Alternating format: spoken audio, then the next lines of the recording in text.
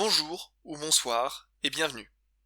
Je suis Alban Damien, je sors d'un master de stylistique appliquée à la narratologie après 3 ans de prépa littéraire, un crochet par la case CAPES et une grosse expérience en level design via l'outil Foundry, mis à disposition par Cryptic Studio et fermé depuis mai 2019. Lors de cette période, j'ai remporté 2 concours de scénario, je me suis rendu compte que j'aimais ça, et je n'ai pas cessé d'en écrire depuis. Aujourd'hui, je suis game designer pour plusieurs projets en dehors du jeu vidéo, notamment un jeu de rôle qui va sortir en 2021 et un jeu hybride dont le Kickstarter est prévu pour 2023.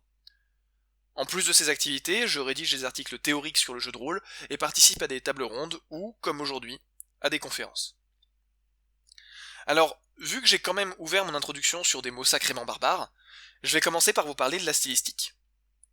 C'est un animal plutôt rare, qu'à titre personnel j'ai étudié de près à l'université Paris-Sorbonne, ou Paris 4 pour les intimes, et pour la définir plus clairement, j'en dirais que c'est basiquement l'outil le plus performant, le plus rigoureux qu'on ait à l'heure actuelle pour expliquer ce que l'on ressent face à un texte. Et pourquoi on le ressent, par la même occasion. Sur le papier, c'est une spécialisation du master de langue française, donc officiellement je suis un spécialiste du langage. Dans la pratique, même si j'ai l'étiquette de stylisticien et les compétences qui vont avec, mon travail de recherche s'est avéré beaucoup plus complet et complexe, puisque j'ai fait ce qu'aucun chercheur n'avait fait avant moi. J'ai appliqué les acquis de la stylistique à la narratologie. Et la narratologie, ça n'est ni plus ni moins que la science du récit. Voilà par quel chemin on en arrive à la rhétorique de nos histoires. D'ailleurs, la rhétorique, du temps où elle était bien vue par l'enseignement et la recherche, comprenait plus ou moins ce que l'on appelle stylistique aujourd'hui. Mais pas tout à fait sous le même angle. En l'occurrence, la stylistique se veut descriptive et analytique. Elle cherche à déconstruire le fonctionnement des choses pour l'expliquer. La rhétorique, elle, est prescriptive. Elle regroupe toutes les techniques capables de provoquer un effet sur l'interprète. Et par interprète, on entend vous et moi. Alors, ce soir, je vais vous parler de notre manière de percevoir l'intrigue, et je vais le faire en 3 parties. Comme savoir d'où l'on vient aide à voir où l'on va, je vais commencer par dresser une brève chronologie du sujet, que vous ayez une base, même lacunaire, pour en comprendre l'évolution. Je précise que ce que je vous proposerai dans cette partie est une tentative de reconstitution et de résumé qui n'a rien d'académique, parce que de là où je viens, on a tendance à laisser cette question-là de côté. Ensuite, on parlera de la méthodologie de la narratologie, de son mode de fonctionnement, et des modèles les plus performants dont on dispose aujourd'hui pour aborder l'intrigue. Enfin, j'évoquerai avec vous les limites de cette approche universitaire, et pour l'achever, je vous parlerai des acquis de mes travaux. Alors, la première chose à ne surtout pas perdre de vue, lorsqu'on aborde la question des modèles narratifs, c'est qu'ils sont indissociables d'un contexte culturel et historique. La manière dont nous percevions les histoires, il y a seulement un siècle, était très différente de la nôtre, aujourd'hui. Mais j'y reviendrai un peu plus tard. En outre, si par notre manière de percevoir les histoires nous nous entendons sur un prisme culturel occidental, alors nos modèles narratifs sont loin, très loin, d'être mondialement partagés. Un exemple, nos récits tendent à suivre une certaine linéarité chronologique, avec un nombre relativement restreint de prolepses et d'analepses. Donc, les termes de prolepse et d'analepse désignent, dans un contexte littéraire, les mécanismes de projection dans le futur, ou flash forward, et de retour dans le passé, ou flashback. Évidemment, on a quelques exemples notables dans notre culture des histoires qui sortent de ce cadre standard. Et un des plus parlants, parce que parmi les plus récents, me semble être la série Westworld, produite par J.J. Abrams et Jerry Burke. Mais ce genre d'exploit s'avère justement notable parce qu'il est minoritaire. A l'inverse, dans la narration chinoise, les 2 procédés cités plus haut s'avèrent extrêmement communs, et souvent utilisés en miroir. Pour ne citer qu'un titre, pensez au film Tigre et Dragon, où tout un plan de la narration, autrement impossible à deviner, passe par la mécanique du flashback. Alors, la narratologie en tant que science s'est développée à la fin des années 60, notamment grâce aux acquis du structuralisme, mais comme vous pouvez vous en douter, personne n'a attendu sa naissance officielle pour réfléchir sur la composition des œuvres produites. Seulement, jusque-là, cette réflexion était directement menée par les auteurs et les critiques, essentiellement des littéraires. Donc par les créateurs eux-mêmes en fait, plutôt que par une branche spécialiste. Pourquoi est-ce que c'est important?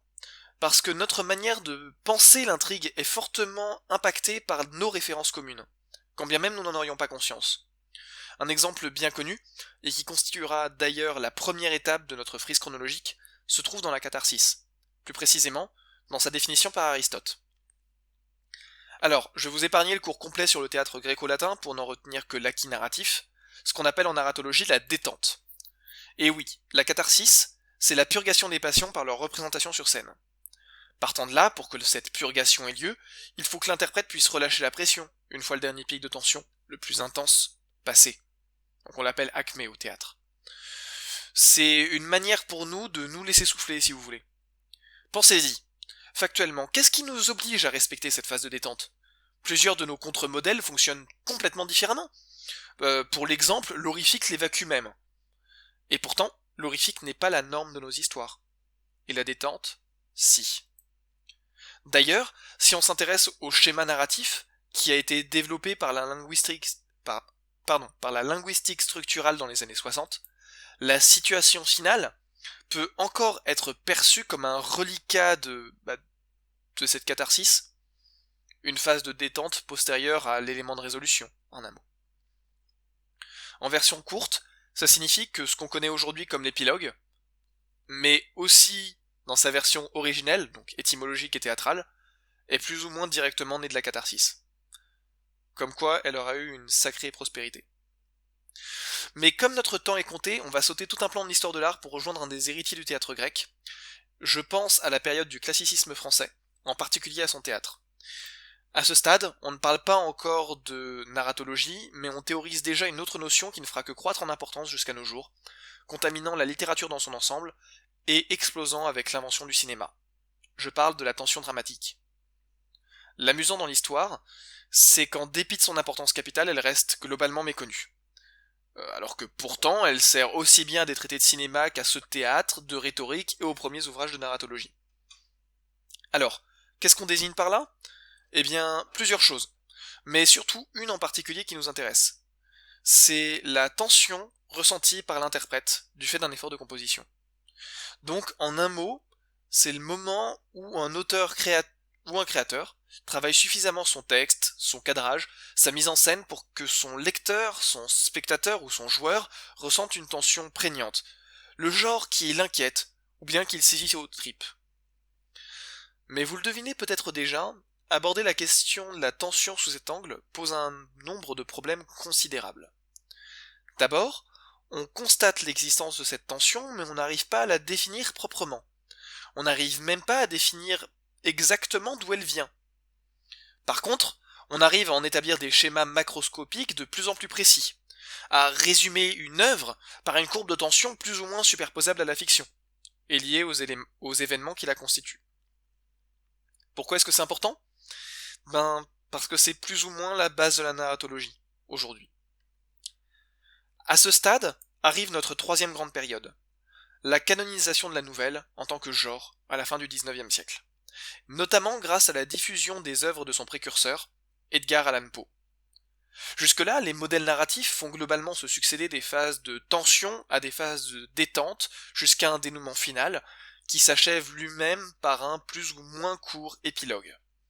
Et ça, ce principe-là, il se retrouve aussi bien dans le roman fleuve, qui est un genre assez répandu à la fin du Moyen-Âge, qu'au roman feuilleton, qui lui est vraiment diffusé au XIXe siècle. Or, le modèle que développe Baudelaire, en s'inspirant d'Edgar Allan Poe et de ses œuvres, rompt avec cette tradition. Il faut bien préciser qu'à l'époque, la différence entre le roman et la nouvelle n'est pas conçue sur un critère de longueur, puisque les plus longues des nouvelles éclipsent parfois certains romans en taille. En revanche, la nouvelle est tout entière orientée vers la création d'un effet chez le lecteur, sans circonvolution ni détour, et s'arrête généralement une fois cet effet produit. Ici, l'horrifique moderne est entré dans la danse. Au passage, cette manière très méliorative de percevoir la nouvelle nous apprend des choses sur la péripétie, typique du roman, en tant que procédé narratif. Son rôle n'est pas de proposer au héros une épreuve à dépasser, mais de retarder un enjeu, une action autrement plus importante. Et entre nous, ce rôle n'a pas changé aujourd'hui. Voilà achevé ce petit tableau. Où nous mène-t-il? À une science qui focalise son attention sur ce qu'elle appelle la courbe dramatique, pour tâcher d'en expliquer l'origine à partir de la manière dont l'œuvre est conçue. La base de la narratologie, c'est le découpage d'un support narratif, quel qu'il soit, en périodes permettant l'analyse. Scènes, passages, chapitres, etc. À ces périodes, on associe une forme de tension ressentie et des origines. En termes de méthodologie et d'outils employés, la narratologie se nourrit littéralement de tout ce qui lui passe sous la main. Ça va de la stylistique, ma branche donc, à la psychologie cognitive, en passant par la linguistique, la morphosyntaxe, c'est le gros mot pour dire grammaire chez les lettreux, aux études en IA, aux analyses de séquences cinématographiques, et même en utilisant certaines études sociologiques. Donc, comment procède un narratologue? D'abord, et quel que soit le support étudié, il va chercher à en extraire l'intrigue, c'est-à-dire le résumé fondamental de l'action. Ces résumés varient légèrement d'un narratologue à l'autre, faute d'une méthodologie unifiée en la matière, mais couvrent généralement les mêmes passages, les mêmes moments charnières. Une fois que l'analyste a son intrigue, il la découpe en fonction des événements qui la constituent, et de leur enchaînement. On attache une valeur associée à ces événements, par exemple à un meurtre, du fait de son caractère irrémédiable, moralement discutable, et de la rupture qu'il implique à plusieurs niveaux, social et psychologiques pour ne citer que. Ce type de scène, donc le meurtre, va disposer d'office, aux yeux d'un narratologue, d'une charge tensive. À partir de là, on obtient une courbe tensive sans forcément plus analyser le média porteur de fiction, qui, à ce stade, est considéré comme non essentiel à cette dernière. Alors, pourquoi travaille-t-on par découpage, me demanderez-vous? C'est vrai que si on y réfléchit, analyser l'intrigue comme déconnectée de son support de départ, ça n'est pas forcément l'idée du siècle. En fait, c'est même plutôt le contraire. À tel point que, comme je vous l'ai dit, la narrato s'empare souvent des outils liés aux médias analysés pour se le réapproprier, et pour se réapproprier le support d'étude. Mais seulement dans un second temps, lorsqu'elle sait déjà ce qu'elle veut trouver. En fait, c'est un héritage des structuralistes, et avant eux d'un homme, Étienne Souriau, qui a écrit en 1950 les 200 000 situations dramatiques. L'idée rêvée par tout ce beau monde, c'est celle d'une fiction Lego, qu'on puisse reconstituer à volonté, combiner de mille et une façons, en donnant toujours des fictions différentes. Et ça nous donne Polti d'un côté, avec un ouvrage qui s'appelle Les 36 situations dramatiques, qui a été réadapté par Lauren J. Miller. Et de l'autre côté, ça nous donne John Ross, qui a un travail relativement similaire. Alors, à noter que tous ces noms, à l'exception de Polti, qui est un écrivain, correspondent à des game designers, dont la visée a été de se réapproprier les théories de narratologie en faveur du jeu de rôle. Mais le travail de Polti a ses lacunes. En premier lieu, il analyse ces situations à partir des acteurs qu'elles requièrent pour pouvoir être menées, si bien que venger un crime forme une situation narrative différente de venger un proche, ou que le sacrifice à l'idéal, pour ses proches, ou pour sa passion, lui paraissent trois occurrences différentes, plutôt que des variantes sur un thème général. Or, aucun modèle n'apprécie la redondance. Même si l'ambition de Polti est séduisante, si séduisante d'ailleurs qu'elle a connu une notoriété exceptionnelle, elle ne permet ni de reconstituer toutes les fictions, ce qui constituait pourtant son ambition, ni de les expliquer. Aujourd'hui, on préfère à ce genre d'approche une réflexion double, qui mêle, et attention, je vais à nouveau utiliser des noms barbares, des matrices interactives et des opérateurs de transformation. Alors c'est un modèle tiré de la sociologie et de la psychologie cognitive, dont on trouve les fondements dans l'article Échange symbolique et historicité de Petit A. Le principe, d'un côté, on va avoir la notion de matrice interactive, qui met l'accent sur le caractère répétitif de certaines interactions. Pas de manière théorique, non. On parle d'occurrences concrètes, similaires et reconnaissables, et surtout reconductibles à une forme de base. C'est-à-dire que, pour rester dans Shakespeare, dont vous avez 3 exemples ici, on a 3 œuvres, Othello, Hamlet et Macbeth, qui vont toutes les 3 aborder le sujet du meurtre. On est capable de reconnaître le meurtre à l'intérieur de ces 3 scènes, il n'y a pas le moindre doute là-dessus. En revanche, elles ne vont pas le faire de la même manière. Et c'est là qu'apparaît une deuxième notion, celle d'opérateur de transformation, qui permet de prendre en compte les variations possibles dans l'actualisation d'une matrice. Ce sont eux qui, virtuellement, permettent toute son étendue, toutes ses variantes. Et effectivement, quand on regarde Othello, on se retrouve avec, eh bien, évidemment un meurtre, mais celui de la femme aimée par l'amant, par jalousie. Dans Hamlet, c'est une histoire de meurtre, mais qui est liée à la vengeance du père. En fait, à la volonté de récupérer son honneur. Alors que dans Macbeth, c'est une usurpation. Je vous l'ai dit. 3 scènes de meurtre, une seule matrice interactive, mais plusieurs opérateurs de transformation. Ce modèle-ci figure parmi les plus récents, et les plus efficaces pour comprendre la construction d'une histoire. Et pour cause. À l'origine, il sert à décrire des interactions. Il a également un avantage énorme. Vous vous souvenez de ce que je vous ai dit lorsque j'ai développé les valeurs ajoutées au meurtre? Eh bien, grâce aux matrices, vous pouvez comprendre d'où vient la tension interne de l'interaction. De celle-là, et de toutes les autres. À titre personnel, ce système m'a inspiré une création procédurale de quête qui figure en bibliographie, si ça vous intéresse. L'autre avantage, c'est que si vous ajoutez à cette notion de situation archétypale que sont les matrices, une autre notion, plus normative et cadrée, représentée par les scripts, c'est-à-dire une routine de narration, avec ce terme de routine qui est pris au sens le plus informatique du terme, eh bien, vous obtenez un paysage complet et complexe pour aborder ce qu'on appelle plus communément les situations narratives. Ce modèle a enfin une dernière qualité et pas des moindres. Si on part du principe qu'il existe des situations archétypales, il devient logique, pour un interprète, de vouloir savoir comment elles vont évoluer, ou à quelle déclinaison de l'archétype on va avoir droit, si vous préférez. De là, une forme d'attente capitale se met en place. Et elle est capitale parce que c'est justement ce que la narratologie cherche à étudier. Avec des concepts comme le suspense, la curiosité, dans le cadre d'une œuvre donnée. À ce stade, on atteint mon propre travail de recherche et j'ai le regret de vous dire qu'aussi séduisante que soit cette théorie, et quelque important que soient ses avantages, elle ne marche pas. Pas complètement, du moins. Et pour la même raison que tous les autres modèles en narratologie, ce qui explique la relative perte de vitesse de cette science, c'est que lorsqu'on déconnecte l'intrigue de son support premier, on subit des pertes sèches, irremplaçables, et certainement pas compensées par un retour tardif à l'objet de départ. Surtout si ce n'est que pour y chercher la confirmation des résultats.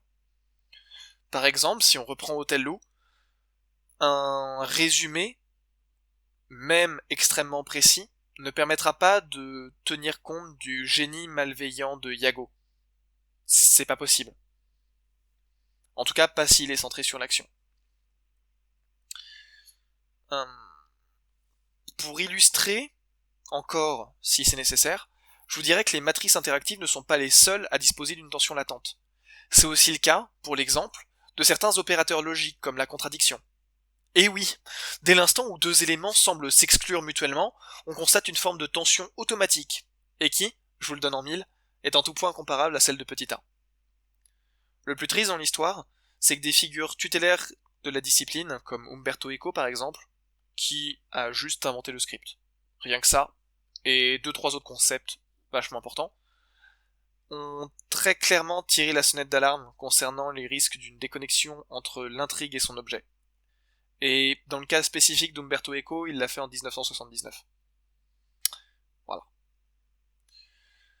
Alors, le travail de Raphaël Baroni, qui constitue le spécialiste mondial en narratologie à l'heure actuelle, a été, et est toujours, d'expliquer ce qui, dans la composition d'une intrigue, justifie l'émergence du suspense, de la curiosité et de la surprise. Là où ces éléments sont capitaux, c'est qu'ils permettent d'expliquer ce qui, quel que soit le média, nous passionne dans une narration. Mais sa méthodologie implique d'extraire l'intrigue, donc de se débarrasser du support comme d'une coquille intéressante, mais secondaire. Mes travaux attaquent la question sous un autre angle. Ils commencent par interroger les notions de suspense, de curiosité et de surprise. Qu'est-ce que c'est, exactement ? Après tout, on peut distinguer 3 définitions au suspense. Représente-t-il alors toujours la même chose dans tous ces contextes d'utilisation ? Alors, je vais vous faire grâce des 70 pages de démonstration pour vous livrer la conclusion de ma recherche. Évidemment, l'extraction de l'intrigue représente une mine d'or pour qui désire en comprendre le fonctionnement, et les articulations. Mais ce n'est pas suffisant. En l'occurrence, j'ai démontré que le suspense, la curiosité et la surprise peuvent être provoqués par des signaux culturels. Vous voyez les panneaux dans Shrek lorsque Lord Farquaad impose à sa population des réactions attendues? Eh bien, j'ai démontré que les réactions d'un interprète fonctionnent exactement sur ce modèle. Et pas seulement pour le suspense ou la surprise d'ailleurs, mais aussi pour la peur. Alors, sans l'avoir formellement vérifié pour la colère, la joie ou le réconfort, je crois pouvoir prévoir, juste prévoir, qu'une recherche approfondie dans la piste que j'ai ouverte montrera qu'il en existe également des marqueurs culturels, un peu de l'ordre de la signalétique si vous voulez, qui permettent de dire à un joueur, à un spectateur ou à un lecteur ce qu'il doit ressentir. Et ce qu'il y a de beau, c'est qu'il a juste besoin qu'on lui dise pour qu'il le ressente. Alors évidemment, l'image des panneaux indicateurs ne représente que la métaphore simplifiée d'une mécanique complexe. Provoquer la peur chez un lecteur demande, pour l'exemple, une moyenne de 4 procédés rhétoriques par ligne. Tout simplement parce qu'un lecteur ne les verra pas tous en fait. D'un autre côté, il n'en a pas besoin, parce que pour que ça marche, il suffit qu'il en voit assez. Et parce que la narratologie traditionnelle nous prive de tous ces panneaux indicateurs, elle s'avérera toujours, et nécessairement, incomplète. Merci pour votre attention.